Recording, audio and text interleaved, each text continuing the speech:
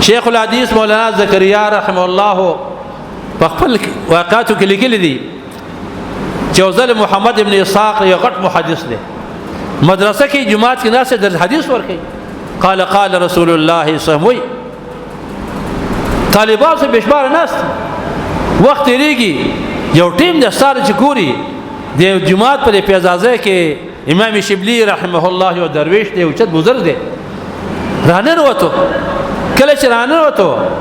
محمد ابن اسحاق رحمه الله کله ولیدو سم د پاسد بخاری شریف درس بند کو کتابونه بش پاسد. طالبان حیران شو یا الله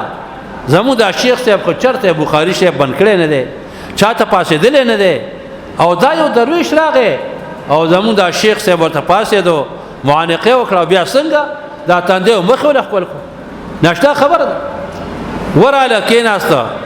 شیخ صاحب نه تاسو کې صاحبہ زنګ په زندګۍ کې داول واقعات شو چې ته د حدیث او درس نه پاسې دي او دی امام شبلی صاحب توراله او کل کوم قد وکړه نو بوقره سګه ولا خپل ول پتن دي داس څنګه وکړو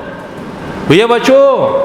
زبر سول معانقه کوما دا تاندې مخ به نخولو ما زما پیغمبر محمد مصطفی صلی الله علیه وسلم بیګه په خوب کې ولیدو چې امام شبلی صاحب راغی او نبی صلی الله علیه وسلم معانقه دا تاندې ول خپل کو وی ما ته نبی صاحب تاسو کو چې پیغمبر په خوب کې ولیدو نو شیطان په هر شکل راته چې خدای نبی صلی الله علیه وسلم مبارک چاته بیا نه به پیغمبر سم لیدلې نو محمد ابن صاحب سوي چې ما خپل پیغمبر سره چې دا الله پیغمبره تا د معانقه وکړه مصافحه او بیا تاندې مخ ته دا څه عمل کوي وی ما ته وی چې شیخ صاحب ولې بیا تاندې مخ نه کولما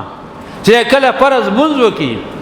د هر فرض مانځنه د درود شریف وایي او پس د درود وایي لقد جاءكم رسول من انفسكم عزيز عليه ما عنتم حريص عليكم بالمؤمنين رؤوف رحيم. د سوره توبه اخري آیت ده نبی صلی الله علیه وسلم د هر مانځنه ست د آیت تلاوت کوي فما درود زما سره ډیر محبت او ضامن ده ځکه متان دی خپل الحمدلله مسلمان سوجو کا ما ته زما پیغمبر سره محبت ده